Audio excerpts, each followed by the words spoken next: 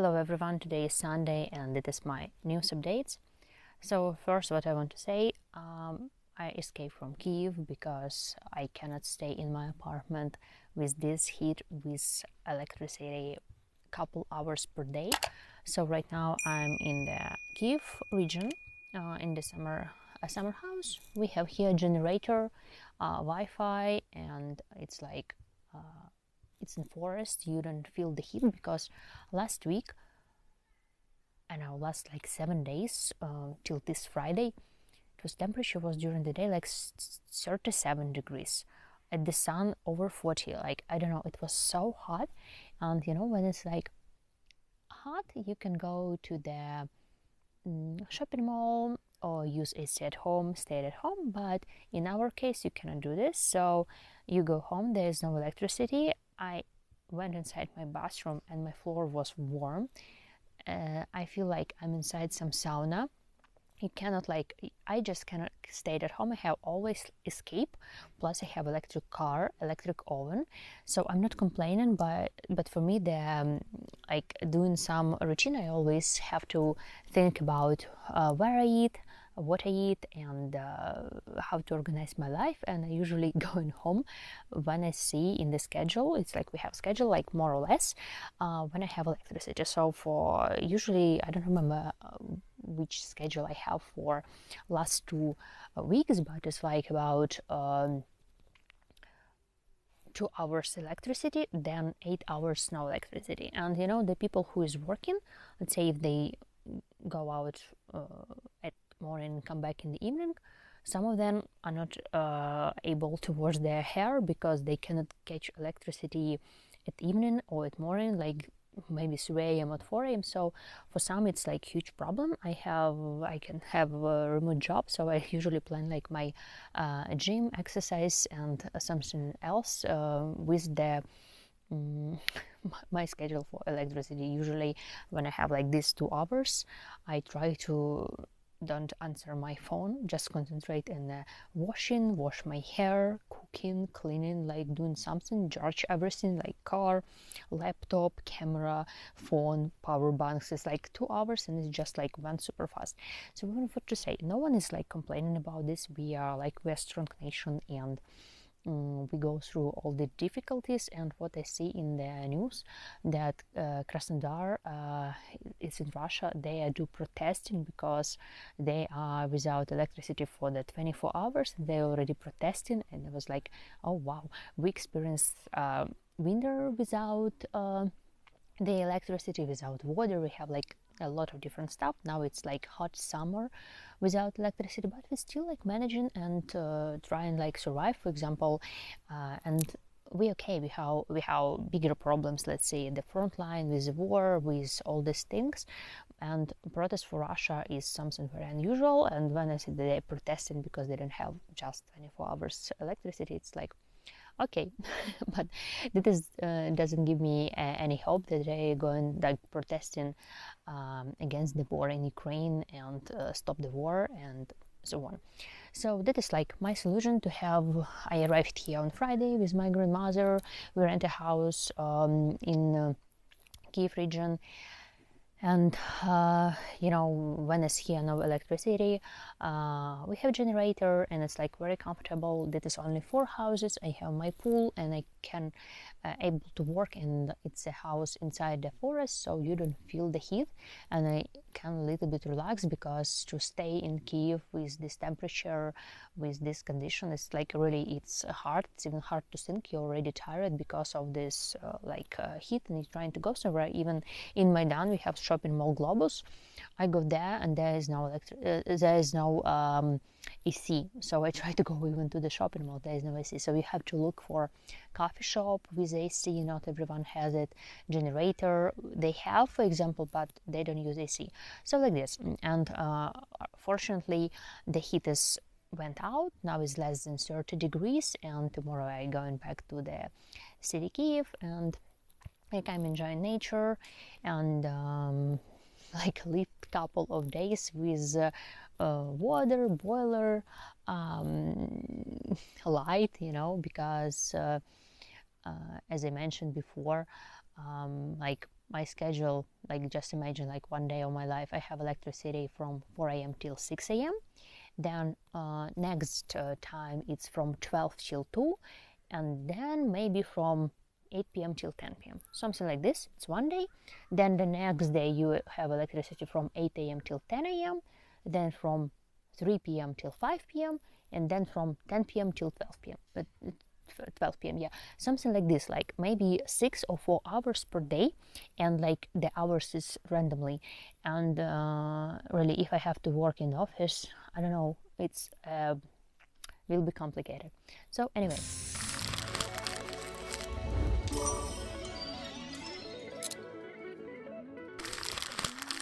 so we arrived here on Friday, and I was sleeping at night, and I didn't hear any explosions because there was rocket and drone attack at night. It was a night from Friday to Saturday, 20th of July.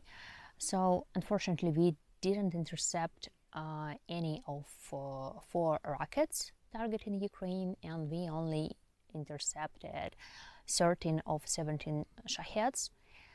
So as a result of the attack, debris fell in Kyiv region, so there's thankfully no casualties and wounded and dead. In Poltava region, and they hit two districts, and in Sumy region and Chernihiv region, Sumy Chernihiv region, they hit energy infrastructure. We don't know yet any details, but because we keep it secretly. And in Kharkiv, they target residential houses and railways. So I read that it was 3 dead and casualties. So it was the result of the attack first night while we stayed here, and this night from Saturday to Sunday, 21st of July, they also made an attack with Shahids and with rockets. I cannot find any information about the rockets. It was also Iskander and so on. We didn't intercept it, but I didn't see any information about what's happened. But we intercept some Shahids from that attack. Yeah, it was 39 Shahids, and we intercept 35. You know, we keep it like quiet about renovation, especially and where they target and so on. In some point we even didn't post photos because Russia will know what is the best way to target, where target, so we especially keep it quiet about energy grid. But I found some photos and videos from the last night attack. I will post in this video.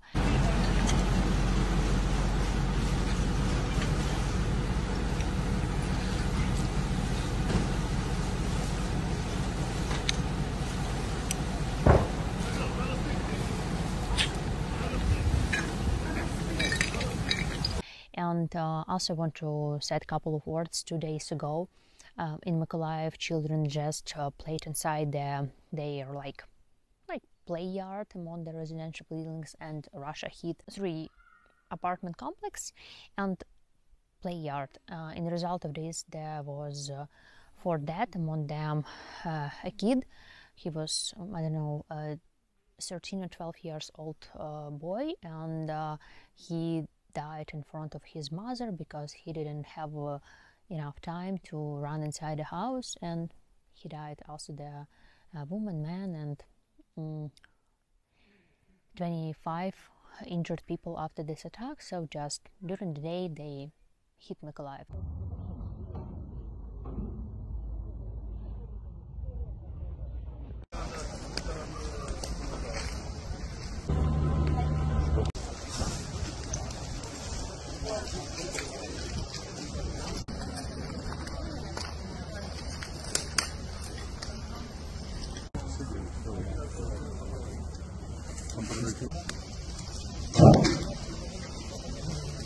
That is realities of our life, and we never know what's happen next.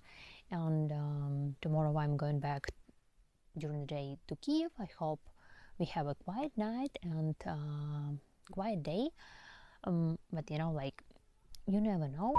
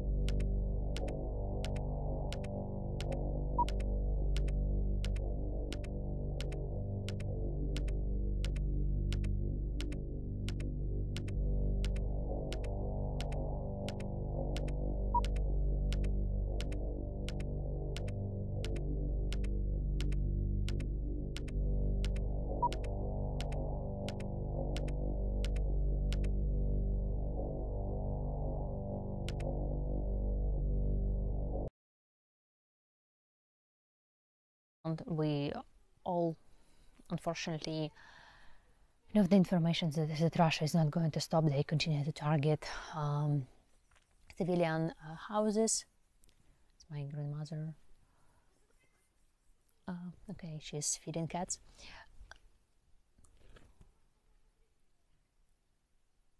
So what I was going to say, we all know that Russia is not going to stop, and they use also different kind of the attacks.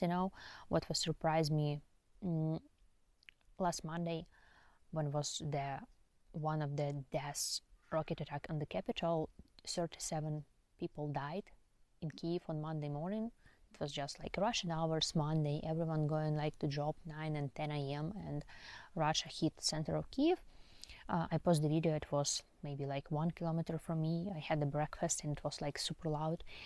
And I analyzed this attack, and some people hope that maybe this rockets was just accidentally hit this area, this hospitals and so on. But what I'm going to say, what Russia also do, they use psychological attack a lot. They actually the best in making psychological program in the internet with comments, posting, making like this psycho war in social media. And also about this attack, they target Ohmadit. It's a hospital where the biggest hospital in Ukraine with the best doctors that treating like difficulties, not only cancer, it's like all the difficult illness with operation and all this stuff. And they hit this hospital, and also maternity hospital in the left bank, Isida. And also they hit a residential building in the Sirens. It was 5 floors. There was that 12 person. All in all, from this attack in Kyiv, 37 person died because of the rockets. They have not enough this type of rockets. They are so accurate and target exactly in this main goal. And of course there's like a lot of Russian propaganda. It's not their rockets, it's not this. So but we have photo, we have video from the camera, and all this propaganda from Russia for the last years that Ukrainians bombed their own and so on, or it's air defense system. So it's like a lot of Russian propaganda. But what I see behind this attack, also psychological. What you can they trying to do that people going to the protest to Maidan, they know that Russian people, they not protest only like in Krasnodar. They cannot protest because they go to prison and so on. So you just they scared. And we did it in 2014, and we had a lot of protests in our country. And what they're trying to do, affect us psychological, and killing children and killing mothers, pregnant women, and just people in their apartments that like capital to say it's enough, stop the bloody war, stop children's lives, stop it all. Zelensky sign the peace treatment and everything will be okay. Let's give all the 4 oblasts of Ukraine. Let's stop the war. So they also trying to hit in the most painful part of our country, women, children, and trying us going to protest and asking for the peace. But we're not going to do this because we know that I also did a video about this, that you cannot agree with Russia. Since they will invade us again, we have to stop this war that our children will not fight. So they tried all this kind of psychological effects with killing us, with electricity and so on. So I don't know what to say about this all, because their logic is that we're going to protesting and they will broadcast emotionally and psychological. But as I mentioned, a lot of widows, a lot of mothers lost their son, and a lot of people now fighting. So soldiers will decide what to do. with armed forces of Ukraine and their main commander. So let's hope that next week will be better and quieter in Ukraine, and let's hope that soon the electricity will back to our homes. And we have autumn and winter with the light and heating and water, and always preparing for the best and preparing for the worst and hoping for the best. And to be honest, I don't worry about winter yet, because with the war taught me to solve problems step by step, and not making some long plans, just a couple of months, 1-2 months, and that's enough, and solving problems whenever. So in the autumn, end of autumn, I will think, and I will see the situation about winter. I will think what's to do with my family, with my grandmother, and but I have this feeling that soon we will have, soon everything will be okay. Even like this year, I also watched the interview with President Zelensky. He gave the interview to BBC, so I guess a lot of we will know later. After US election, we will see how much help we will have. We will see all these things with F-16 and with electricity. So now it's July, we enjoying our life despite everything, and I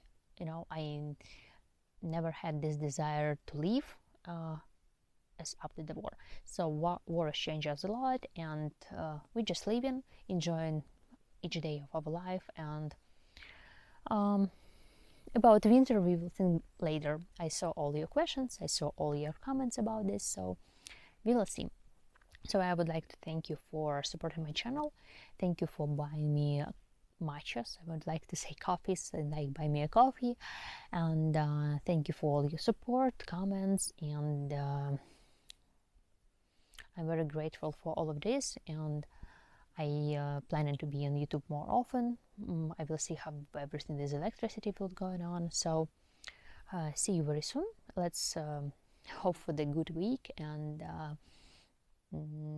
see you later. And again, thank you for supporting my channel, watching my videos, and commenting, putting me likes. It's give me inspiration to do more content, and I really enjoying this, like sharing, doing my vlog and speaking about Ukraine. So thank you a lot, and see you soon. Bye.